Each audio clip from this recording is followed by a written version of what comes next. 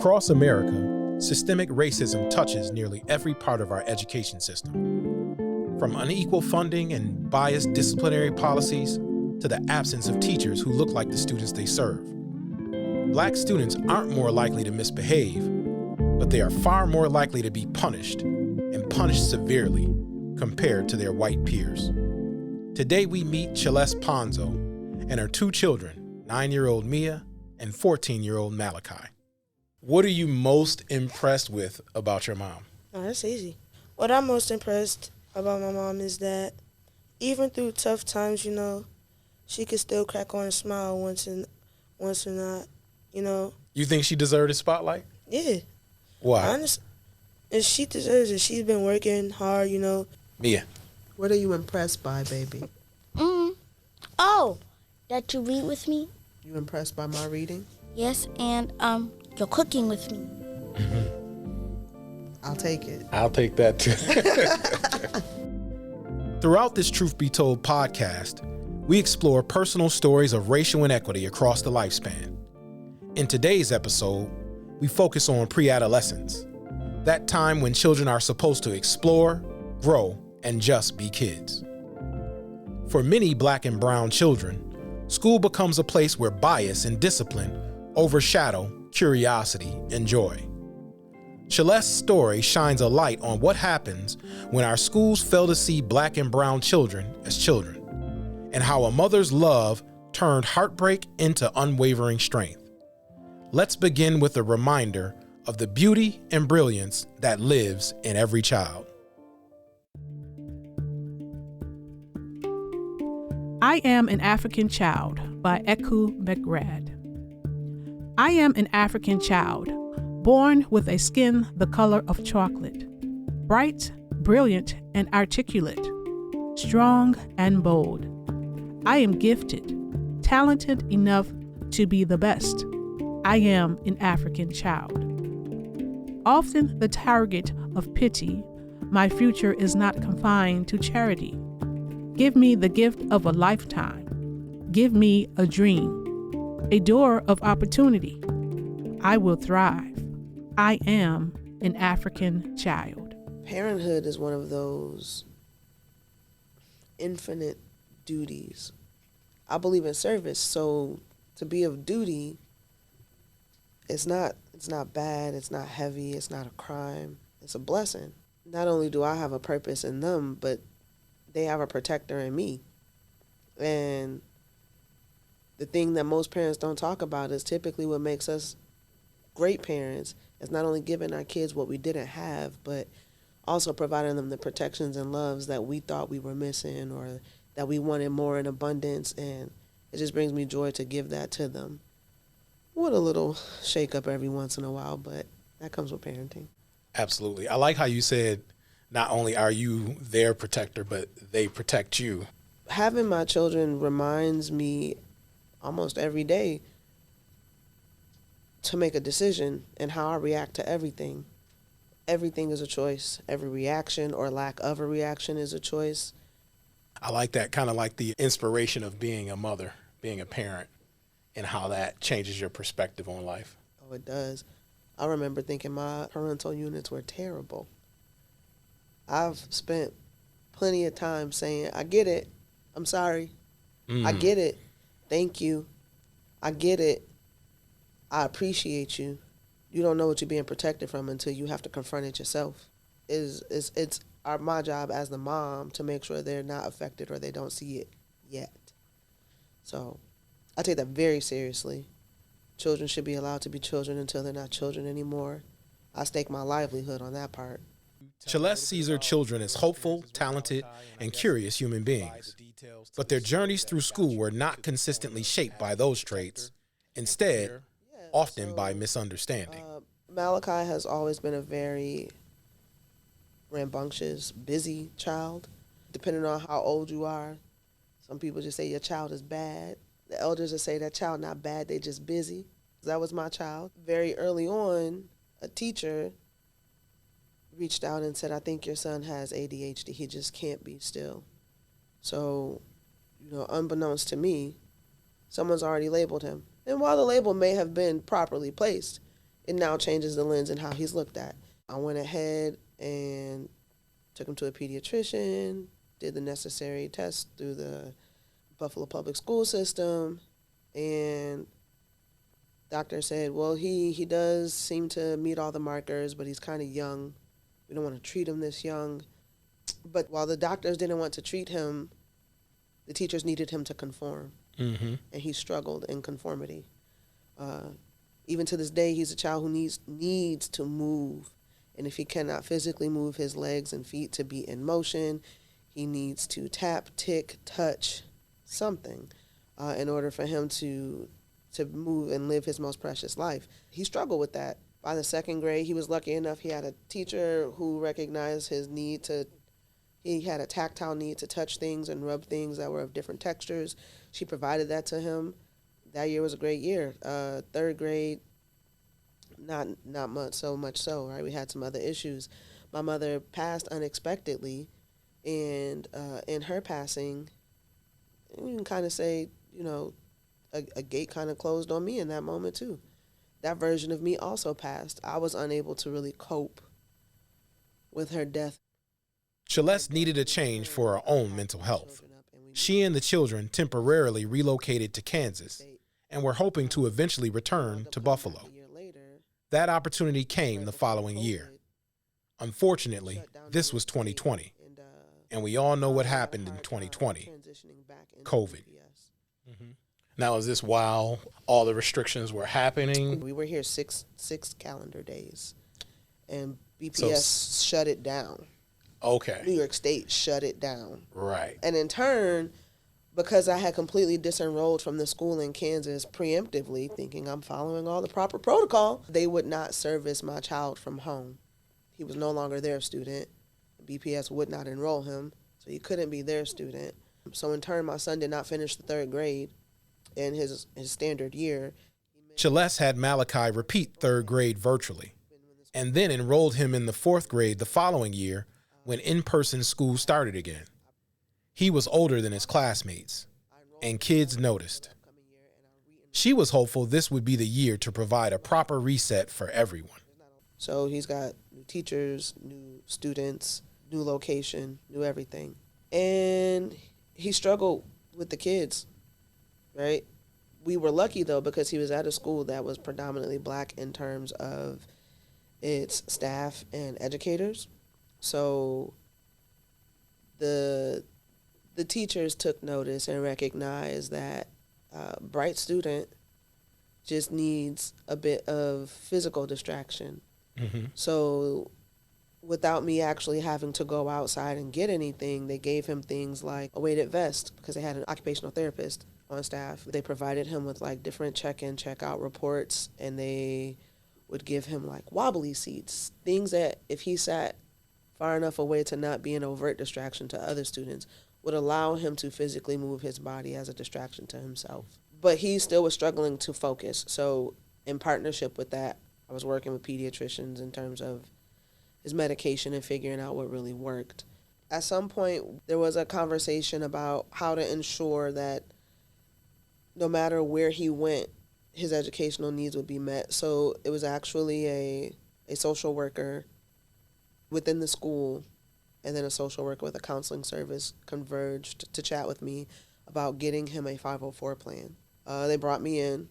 I agreed, but it didn't really seem overly necessary because everything we were doing with this 504 plan, the school was already doing. Right? The outside social worker suggested we go ahead and get it in writing. She goes, you never know. If I could find her now, I'd thank her because she was absolutely right.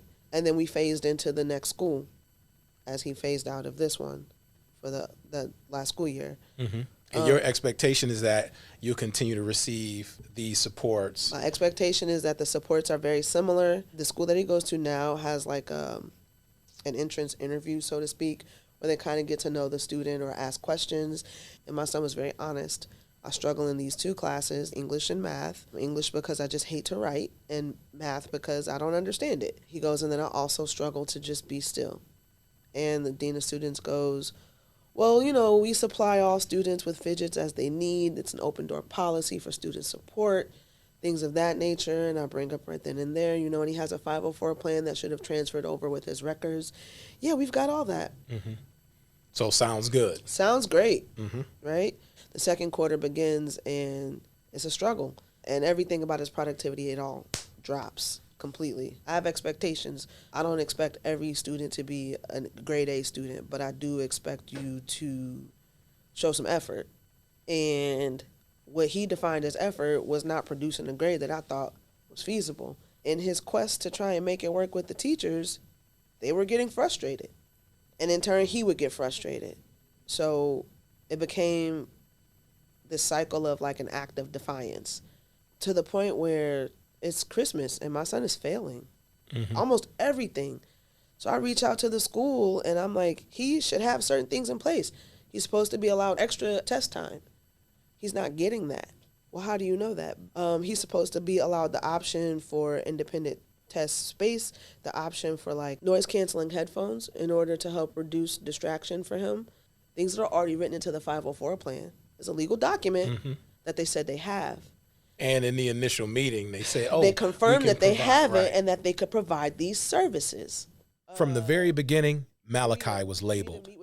That label, ADHD, carried into every classroom, shaping how teachers saw him. While one teacher offered tools and understanding, others saw only disruption. As a person and as a human and as an adult, how I feel was the teachers were tired of my son, to the point where they're now referring us directly to the principal. She straight tells me he's not doing well and we're not sure if this is the place for him. And amongst all this, he's also having some behavioral issues, so he's clashing with kids, right? He has an incident, he gets suspended. It's a 2-day suspension. He goes back to school. There's another incident, but he's not the aggressor. It's a 5-day suspension. He goes back to school. That happened within 2 weeks. He goes back to school. Everything's fine. He is privy to an incident. He was too close to it, and they felt like, in wrong place, wrong time. To the point where they go, well, this is his third level 3 in so much time. This keeps happening. We're going to expel him. Whoa. Why are we expelling him? Well, we're having behavioral problems. He's having academic problems. He's not meeting certain standards. Are you doing your part? Across the U.S., Black students lose more instructional time due to suspensions than any other group. They're nearly twice as likely to be suspended without educational services as white students. And for Black students with disabilities like ADHD, that risk is even higher. What happened to Malachi isn't unusual. Researchers have a name for this: the 4th grade failure syndrome. It's the point when many Black boys, once curious and confident in the early grades, begin to disengage from school after years of being told they're too loud, too active, or too much. By 4th grade, negative expectations and frequent discipline can predict whether a student will struggle to graduate, long before the child ever gets a fair chance to catch up. Sociologists say this is the turning point, when the innocence of early childhood fades in the eyes of adults and bias begins to define how teachers respond. Instead of seeing a child in need of help, schools start seeing a problem to be controlled.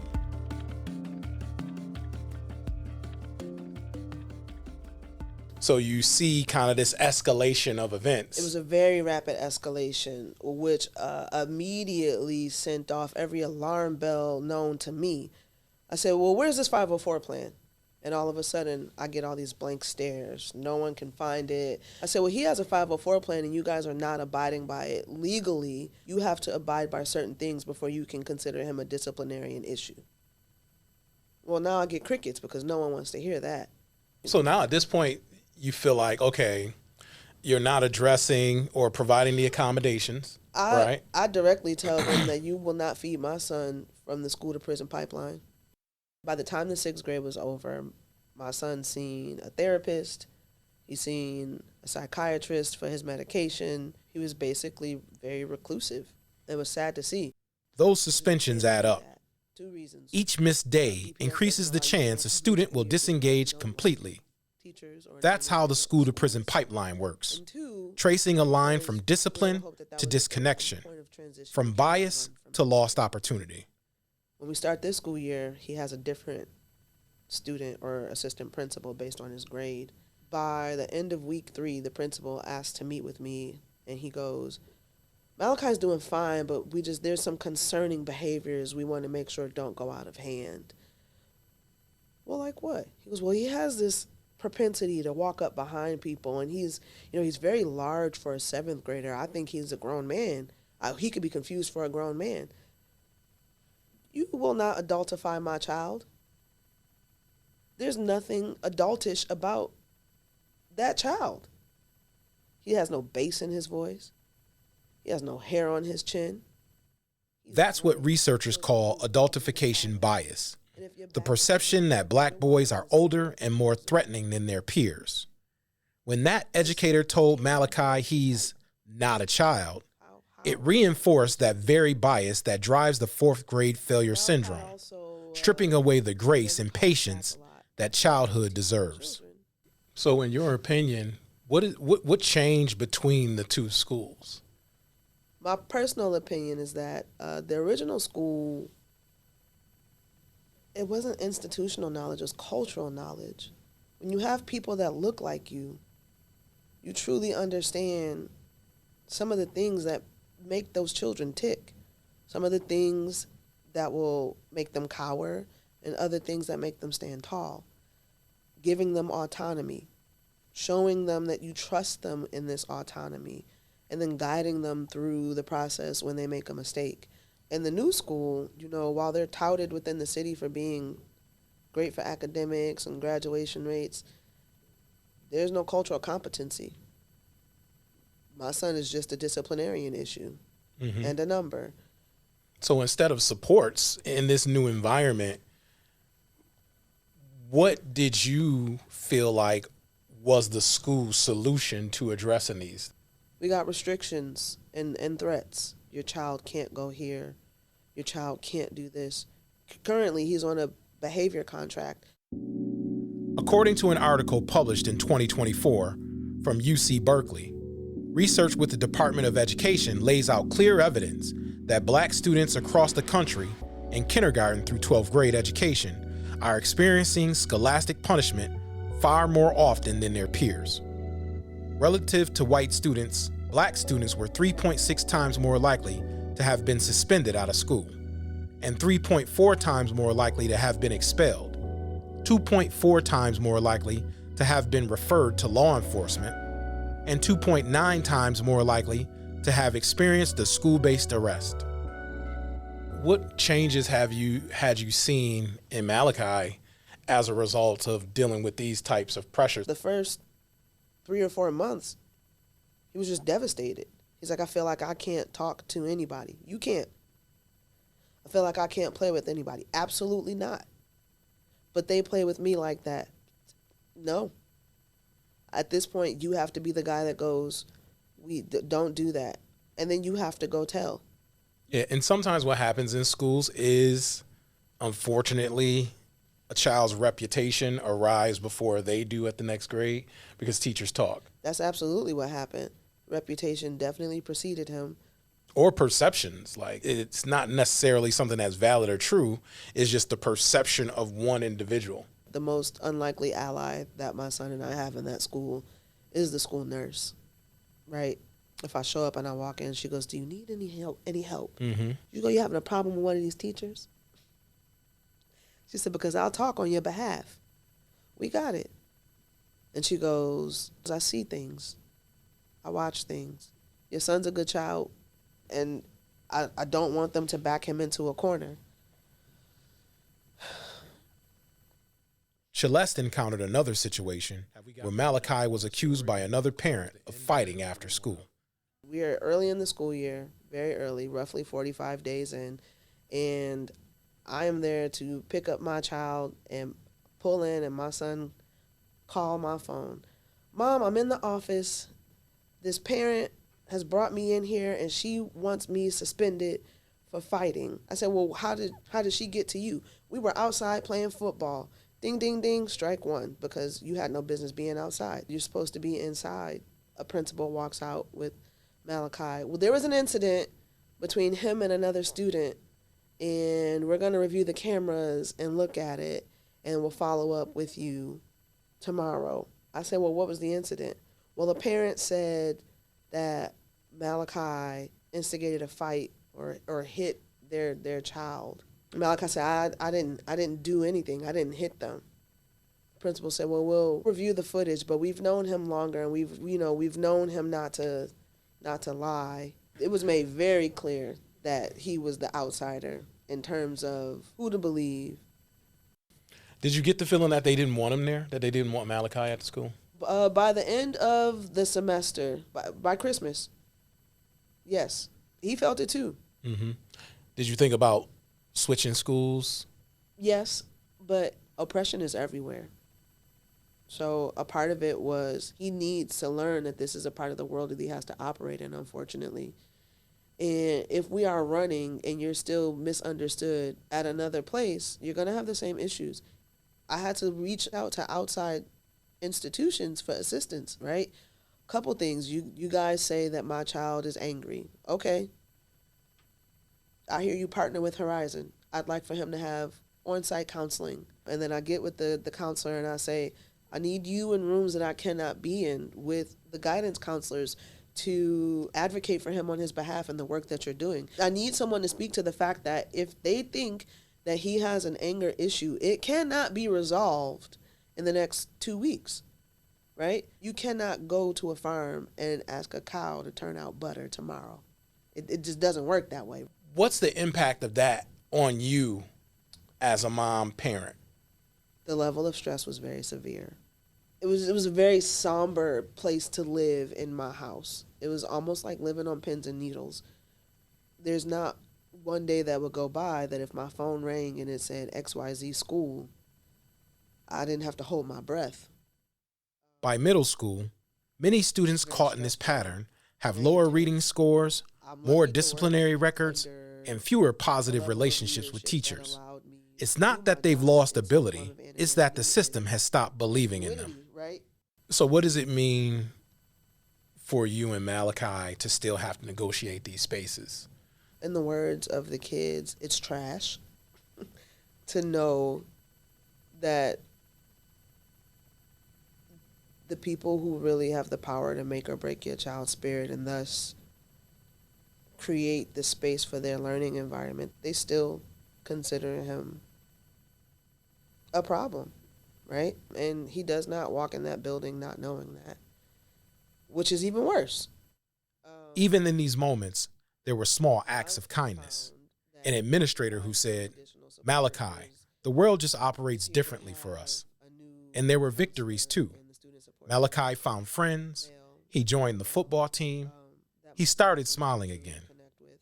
Chelest continues to advocate for Malachi with every ounce of her being, taking even the smallest victory as a sign of success. And then they have a new counselor in the Student Support Center, male, Latino male, that my son seems to truly connect with, that he seems to identify as safe with, in order to be able to chat and have those conversations. So you got a system set up where you can kind of cut it off and motivate folks to do what they should do. Correct. I want to give the people the benefit of the doubt, though, in the respect of there's hundreds of students. There's 30 administrative, 40, supportive personnel. You can't be everywhere at once, but you when you get there, you cannot continue to villainize my child.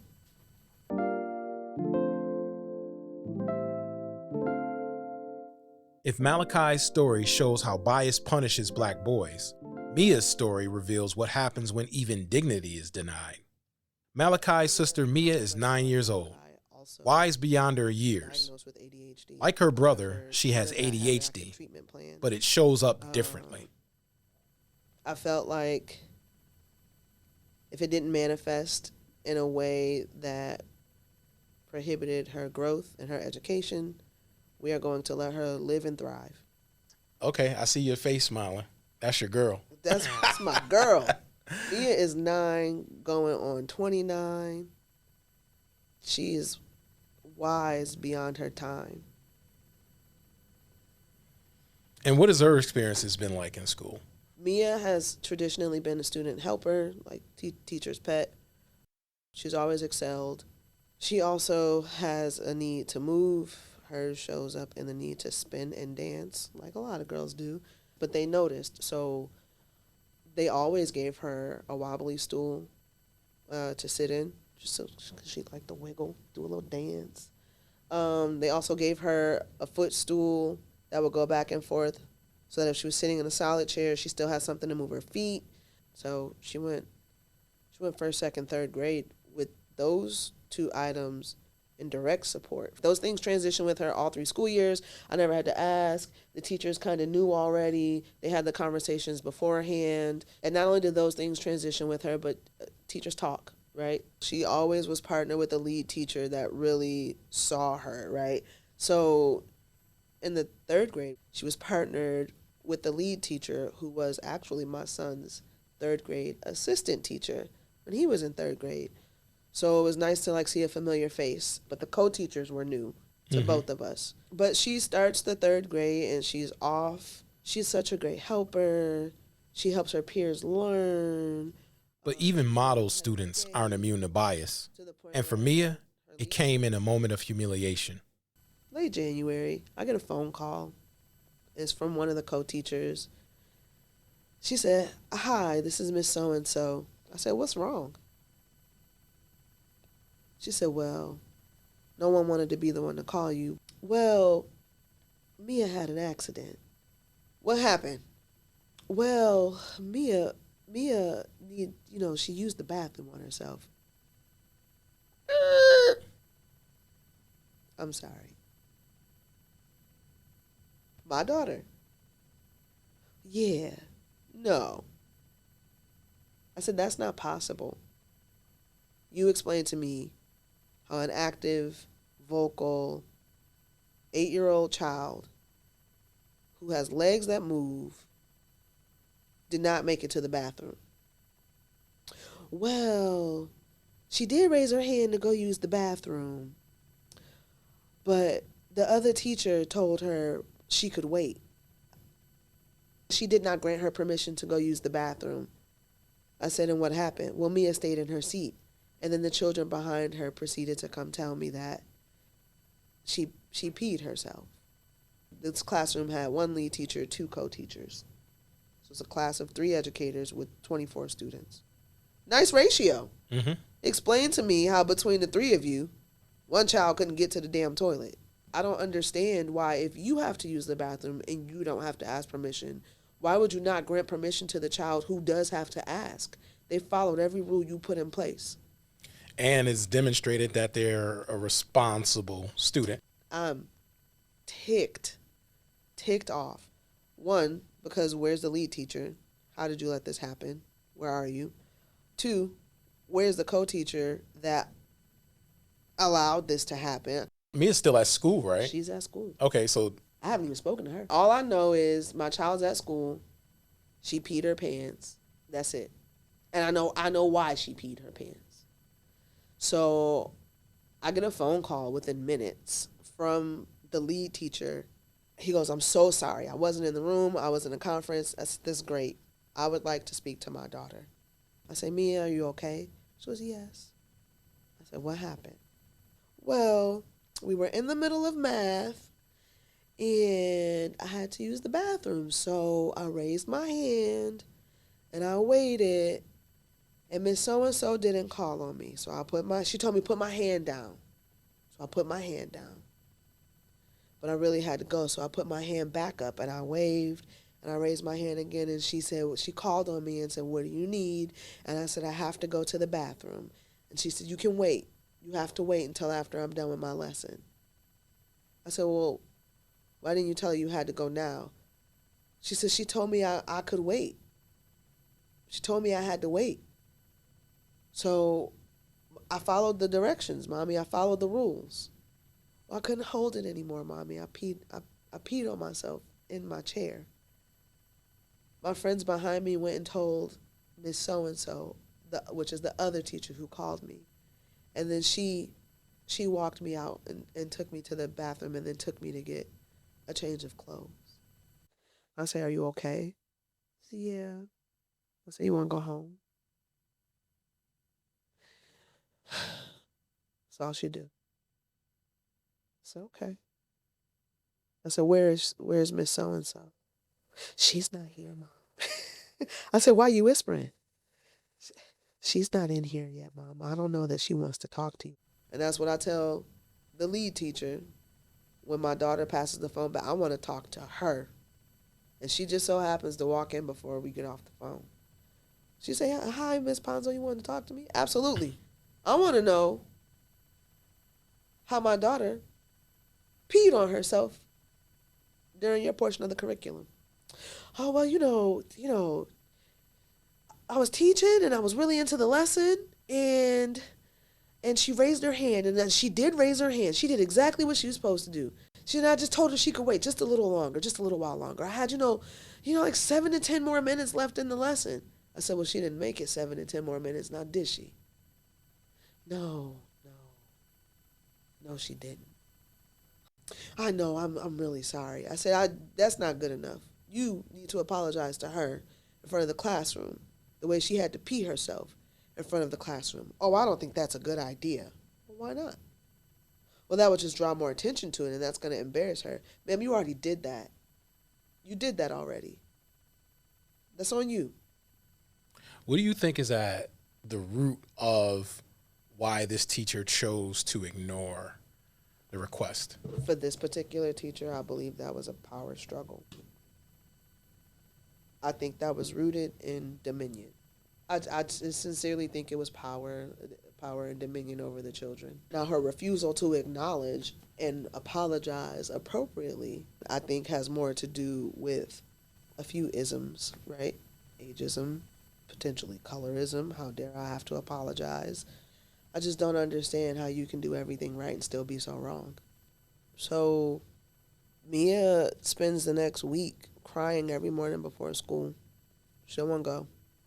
The first day, I honor it, right? I get it. It's embarrassing. And the kids were already being children who can sometimes be vicious. But the second day and every day thereafter, having to wake her up and just watch her burst into tears, a level of anxiety she was living through, just to face her peers. Because it wasn't, Miss So-and-so restricted you from going, and so you had an accident. It was, you're the pee-pee girl. You peed on yourself. How old are you, right? The undue ridicule, which personally I didn't know 8-year-olds had that level of it in them. And then just the lack of acknowledgement from the adults to the children to stop it.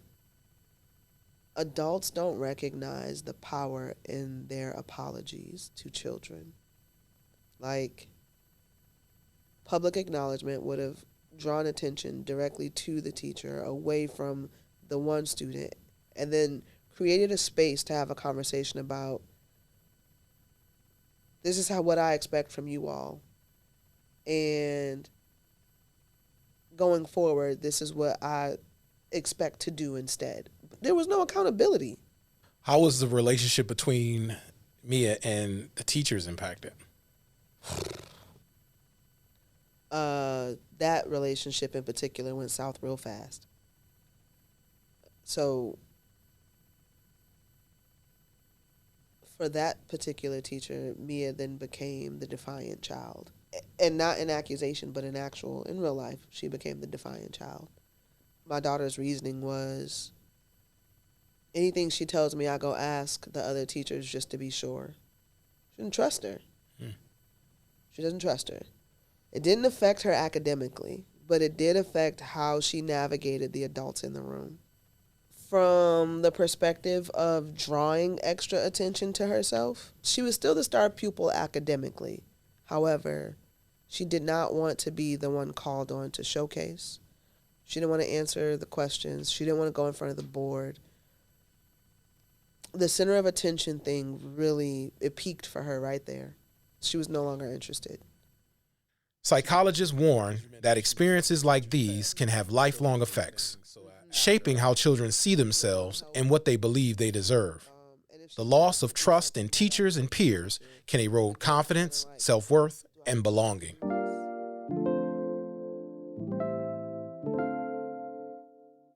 So, Malachi and Mia have come through these difficulties, and we're still going through them. But what are some of the milestones that you've seen them achieve most recently? We don't call them difficulties. We refer to them as challenges. Challenges can be overcome. Difficulties stay forever, right? However, we have persevered through a lot of these challenges.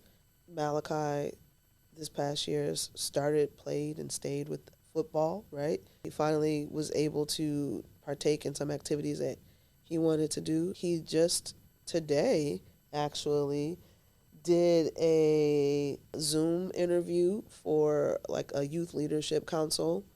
So I'm hoping that that turns into something that he's interested in doing. Mia is always at the forefront of happiness and joy. My girl cheered for her brother's football team this year. Tomorrow morning, she's being inducted into the National Elementary Honor Society. Hey, congratulations. Right, Yeah. right. That's all her. And what have you learned as a parent? I've learned that I don't go to schools and respond to schools strictly to check up on my children on behalf of the teachers. I also go to schools to check up on teachers and administrators on behalf of my children. I've learned that people in the safest places are not safe. And that it's normal. And that I have to remember that because it's not okay. And then I learned that I have to teach my children how to advocate for themselves. It's not a question of when. For the most part, when you're done wrong and you've done no wrong or you've made a mistake, you know to speak up, but it's how that matters.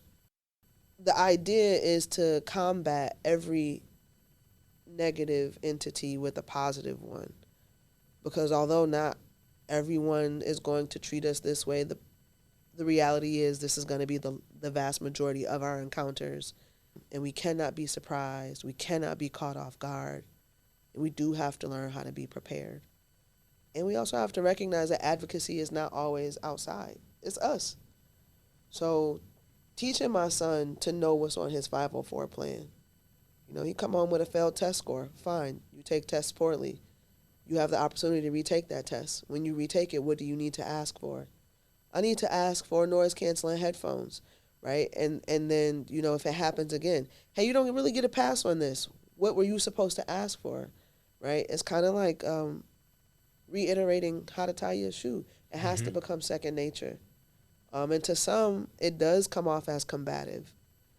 While that's not the intent, I don't apologize for it. I can't apologize for it because when we sit and wait, no one gives us what we need. Right. No one's coming. It's hard to be black in America. I still struggle to mitigate and not minimize myself.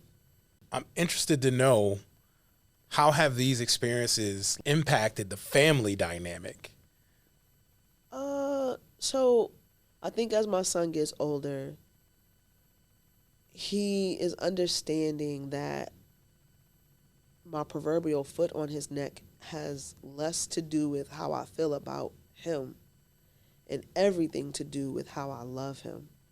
It's really, I love you too much to let someone else take you down, right? And then in turn, what that has transpired into is some maturation on his part. And it shows up not only in the house, but also when he goes outside, right? Those front office administrative personnel, the secretary. Oh, he's matured so much this year.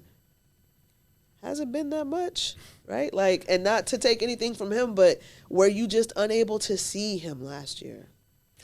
I'm wondering too, Because a lot of parents, especially Black parents, have to deal with navigating an educational system that unfortunately they've dealt with historical trauma in an educational system. Where do you pull that strength from?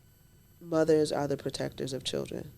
My family is full of strong women, and I know everyone hears that, right? My mother did not ascend past her high school education. For her specifically, we, the people, as in the children, we do not play about our education, which means if she has to come to the school, if she has to show up, it better not be because of you, it better be for you, right? So that particular piece of it drives we're not falling behind.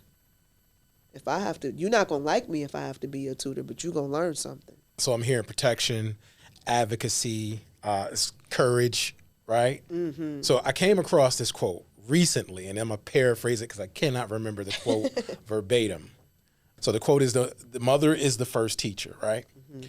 And the lesson that the mother teaches the child is the lesson that child teaches the world. Mm-hmm. What lessons will your children teach the world? I hope that they are able to teach the world to see through a prism, right? That two people can see the same thing and it not be the same thing. I want them to teach people that it's okay to allow people to be themselves. We all live in the same world. Most of us have the same struggles. We just look different. I appreciate everything you shared today. I know it was difficult to share it, but I think your story can certainly influence a lot of other parents who are dealing with similar situations. It's been my honor. Thank you very much for having me. I hope this goes out to the world and assist anyone who's really struggling to take that next step, because it is hard to challenge the system. But you're standing up for yourself. That's never going to be too hard to do. In Malachi and Mia's story, we see the intersection of race, disability, and systemic inequity. We see how schools too often punish Black children instead of supporting them, and the invisible labor of mothers like Chelest, who fight every day to protect their kids and preserve their joy. There are ways we can all be a part of the solution. Start by learning. Participate in workshops on educational equity. Volunteer and support after-school programs that offer safe spaces, enrichment, and opportunities to thrive. And be an advocate. Engage with your local school boards to promote fair disciplinary practices and equitable resource allocation. This is the work of Truth Be Told: to listen, to witness, to hold these stories up as evidence of a system that must change. In our next episode, we continue this journey through a lifespan into adolescence and meet Kenneth as we explore the forces that pull young people away from their potential and what it takes to bring them back. I'm your host, Wil Green. Thanks for listening.